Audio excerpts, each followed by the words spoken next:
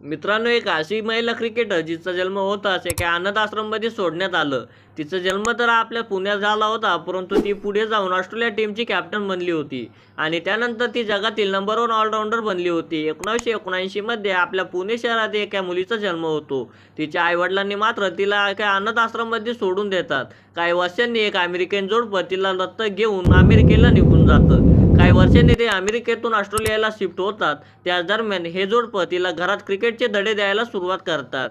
घरच्या बॅगमध्ये सुरू झालेल्या मुलीचा प्रवास पुढे इंटरनॅशनलमध्ये पोहोचतो. 1997 मध्ये ही मुलगी ऑस्ट्रेलियासाठी क्रिकेट खेळायला सुरुवात करते. त्यानंतर तिची यशस्वी वाटचाल अशी चालू राहते. वन डेला 1000 रन आणि 100 विकेट घेणारी ती पहिली महिला क्रिकेटर बनते. ऑस्ट्रेलियाला वर्ल्ड कप जिंकून ती ऑस्ट्रेलियाची कॅप्टन बनते आणि जगातील नंबर 1 क्रिकेट ऑलराऊंडर ही बनते.